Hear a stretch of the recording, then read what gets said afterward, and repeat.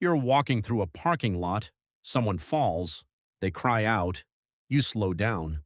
So does everyone else. Nobody moves. You look around. So does everyone else. And somehow, in that silence, you decide it's not your problem. But the real answer is far stranger. Your brain didn't make that choice alone.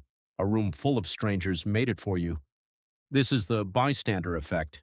It has a name, a history, and a body count. And once you understand how it works, you'll never watch a crowd the same way again. In March of 1964, a young woman named Kitty Genovese was attacked outside her apartment building in Queens, New York. The story that spread afterward was that dozens of neighbors heard her cries and did nothing. Later investigation complicated that story. Not everyone heard. Not everyone understood what was happening. But the case still did something important. It made two psychologists ask a question nobody had asked before. Why does having witnesses make help less likely, not more? Their names were John Darley and Bib Latane. In 1968, they built an experiment to test it. Participants sat alone in a room, supposedly having a discussion over an intercom with other people in other rooms. Partway through, one voice on the intercom began to choke and gasp, calling for help. Sometimes the participant believed they were the only one who could hear it. Sometimes they believed 4 or 5 other people could hear it too. What happened next surprised even the researchers. When participants thought they were alone with the emergency, almost all of them acted immediately. When they believed others were also listening, far fewer did. And the ones who did respond took much longer to move. Nothing about the emergency had changed, only the number of people who seemed to share it. Darley and Latane called this diffusion of responsibility. When one person witnesses a crisis alone, the weight of the moment lands entirely on them. When many people witness it together, that same weight gets split.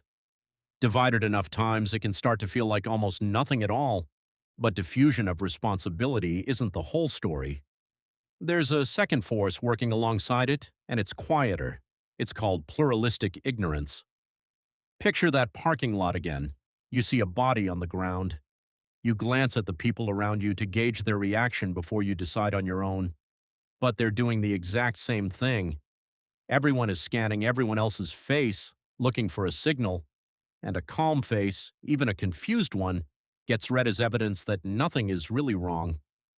The room convinces itself of a false calm, one blank expression at a time.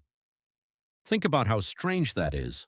A group of people can each privately sense that something is wrong, while collectively performing the appearance that nothing is. Nobody is lying. Nobody is even choosing this. It's simply what human perception does when it's surrounded by ambiguous signals and unfamiliar faces. Why would evolution build a brain that hesitates like this? For most of human history, you didn't live around strangers. Your ancestors moved in small bands, usually under 150 people, most of them known to each other by name, by face, by history. Anthropologist Robin Dunbar spent years studying the size of primate social groups and human ones, and found a consistent ceiling on how many relationships a human brain can meaningfully track. Within that number, responsibility was never ambiguous. If someone in your band was in danger, everyone knew who they were, and everyone knew that ignoring them carried a cost you'd pay later, in trust, in reputation, in your own safety. A crowd of strangers is a completely different environment. There's no shared history holding people accountable to each other. There's no guarantee you'll ever see these people again.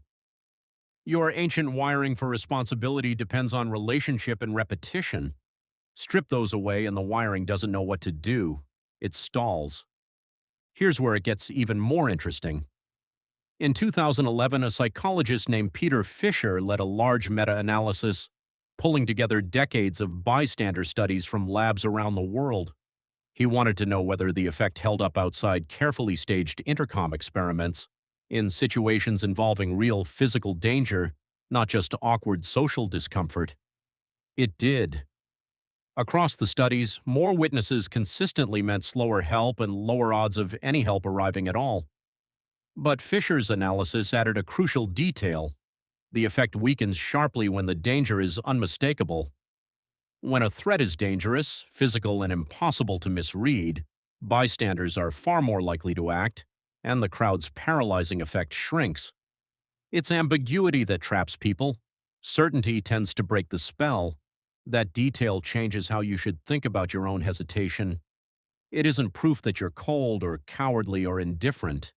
It's proof that your brain is waiting for clarity in a situation engineered to deny it. Every stranger's blank face is quietly telling you the same false thing. Stay still. This is probably fine. So how do you override thousands of years of wiring in the space of a few seconds? Researchers who study emergency response have found one method that works with remarkable consistency: singling someone out.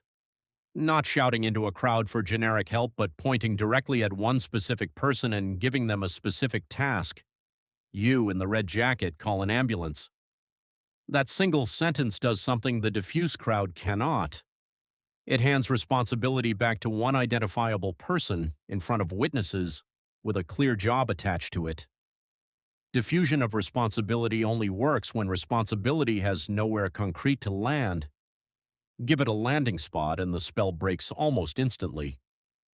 There's something oddly hopeful buried in all of this. The bystander effect isn't really about human coldness. It's about human wiring built for a world of 150 familiar faces, dropped into a modern world of thousands of anonymous ones. Your ancestors never had to decide whether to help a stranger among a crowd of other strangers, because that situation essentially didn't exist for most of the history of your species. You're not failing some ancient moral test. You're running very old software on very new hardware. Which brings this back to that parking lot. The next time you're standing in a crowd watching everyone else watch each other, waiting for someone else's face to tell you what's real, remember what's actually happening underneath the silence. It's not a room of people who don't care. It's a room of people each individually stalled by the same ancient glitch, each one secretly hoping somebody, anybody, will be the one to move first. You now know something almost nobody else in that parking lot knows. You know why the silence exists, and you know exactly how to break it. Point. Name someone. Give them a task. And in that instant, you're no longer waiting for the crowd to decide. You already have.